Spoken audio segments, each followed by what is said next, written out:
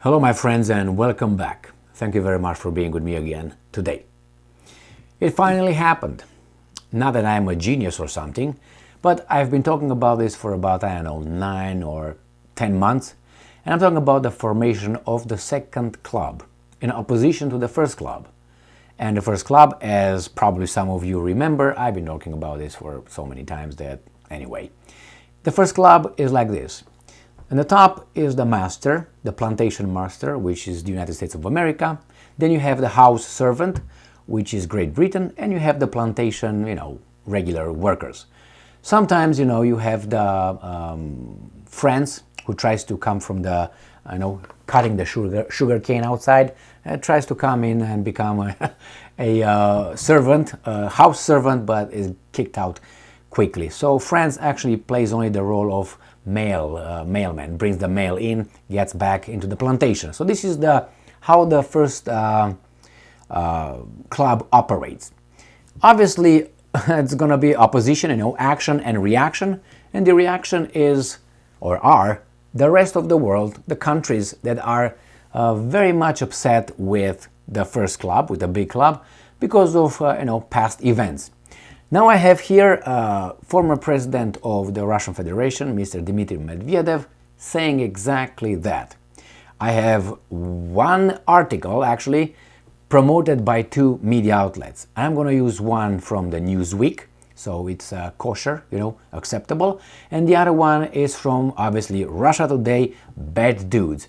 I will show you both, and then we go from there to discuss them. So this obviously is from Newsweek. As you can see Newsweek, Putin's ally warns new anti-American military alliance may emerge. And it is from the 22nd of January 2023. And they're talking about, obviously right here, former Russian President Dmitry Medvedev warned of a new anti-American military coalition amid growing tensions over the Ukraine war. So this is the first one, and the second one right here. Ex-Russian president predicts new anti-US military alliance. Now, please put your Russian media goggles so you avoid some propaganda here as well. But nevertheless, I will use the Russia Today one because it's good to hear what these guys talk about themselves. The Ukraine crisis may lead to the founding of a bloc of countries and quote-unquote fed up with Washington, Dmitry Medvedev says. The continuous flow of military aid to Kiev clearly shows that the collective West is seeking to, and I'm quoting, wear out or preferably destroy, end quote, Russia. The country's former president Dmitry Medvedev remarked on Sunday. The effort, however, may ultimately backfire for the US and its allies, he believes. Now, I think that sounds familiar since, look around. If, like in a neighborhood, you have a strong neighbor, starts beating a few other neighbors, what would the neighbors do? Get together to defend themselves from the aggressive neighbor or bully. So the same thing is in the world community, the world community, that one. So let's continue reading here. Which, this article continues, Medvedev, who currently serves as deputy chair of Russian Security Council, made the comments in social media post days after a meeting at the US Ramstein air base in Germany, at which Western powers pledged to continue supporting Kiev. Supposedly Germany is an independent state, but a sovereign nation, but it has American bases and American nuclear weapons on its territory. Good job, good job. So that's a plantation, worker having whatever the master gives it to carry. And I'm quoting again Mr. Medvedev. The meeting at Ramstein and the allocation of heavy weaponry to Kiev leave no doubt that our enemies will be trying to wear us out for an indefinite period of time, or preferably to destroy us, end quote, the ex-president war. However, the prolongation of the hostilities in Ukraine may ultimately lead to the emergence of a new military bloc that brings together nations, quote-unquote, fed up with the Americans, end quote, Medvedev suggested. And I'm quoting Mr. Medvedev again, This has always happened in the history of mankind during long wars, and the US then will finally abandon old Europe and will end what remains of the unfortunate Ukrainians, and the world will remain to an equilibrium once again. End quote. The former leader said, warning, however, that it might be too late before this happens. It's clear that Mr. Medvedev thinks way ahead and uses history just to predict the future. And as I said, I gave you the analogy with the neighborhood. The same thing happens if you look in Africa, if you look even in the Middle East. The Americans are avoided if they can. Now, if Russia falls, how could Russia fall? Let's make a little bit of some scenarios here. So Russia is losing only if you take, I don't know, about 80 people in the leadership of Russia and make them disappear.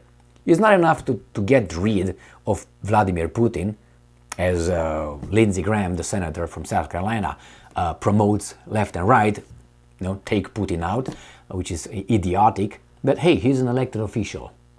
So here you have him. It's not enough to take Putin because he can be replaced by Prigozhin nowadays, could be replaced by Shoigu, maybe Lavrov, maybe even Peskov, maybe Medvedev, maybe who knows who that we never heard of. Okay, so then let's say all those 80 guys are out. It's going to be a period of time of who's going to be in charge. Let's say the new government is already ready to take over, comes over. What do you think will happen to Russia? Economically, Russia will be a bottom feeder, right? A plantation of the big master, but its resources will be sucked like a little Coca-Cola.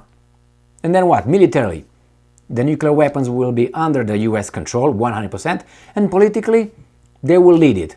Socially, you would have all the greatness of the Western free world coming into Russia. Yeah, we're gonna have like, you know what I mean, all right? So that would happen if immediately a new government is ready to take over. Now, the most likely scenario would be the country just breaks up. Those 90 people are not around, or 80 people, and it breaks up, let's say, in 5 pieces. 5 pieces with military guys in charge, because they lead, not the politicians. The politicians will listen, pop, and they just, okay. So then what's going to happen? Instead of having one problem, Vladimir Putin, you're going to have 5 crazies. So instead of having one crazy, you're going to have 5 crazies. Is that a better option? What are you going to do about it? So you see, what do you mean when these guys are saying Russia should lose? Russia cannot lose. If it loses, tell me another alternative to this. There might be other alternatives, but I think they're more far-fetched. And how can Russia win? Well, I'm telling you, it's not going to lose. Why? It can't afford to allow future Russian generations to think of this as a loss. I mean, they have a national conscience. They look in terms of centuries, past centuries and future centuries. Not like we are made to believe here that just certain pieces of information are important and gets us guilty, and the rest just ignore it. And you've been like you were born yesterday. Well, unfortunately for these guys, the Russians are not like that. So in this case, I think that Medvedev has I would say, clear vision of what's next. And not only that, what is China going to do? If Russia disappears, as I said, what do you think China is going to do? China is going to be next. So either China drops its pants, bends over and gets it deep, or what do you think is going to fight like the Russians did? I do not think so. They have more economic power, but they don't have that military power, I would say. And you say, what? Russia didn't have any military power against Ukraine. No, Russia did not fought on the territory of Ukraine with how many countries there? So I don't think China will put, I know what's going to happen next, but it can be only one. Remember that movie, The Highlander from 1980s with Christopher Lambert? It can be only one. That's exactly, that's United States of America. Could be only one. That's it. And the club, only one. Unfortunately, the Russians are still standing up, fighting, good or bad as they are. That's why China doesn't say nothing about it. Say, well, maybe I must stop fighting, but doesn't take sides, because it knows, China knows, and not only China, the other ones that were punched in the face all these years, they know that if Russia falls, they're next. Or they don't even have to be next. They will be like, damn, we're right here, what I want to do? Hey, thank you, what do you want me to, how many sugar canes you want me to cut for you? That's what's going to be.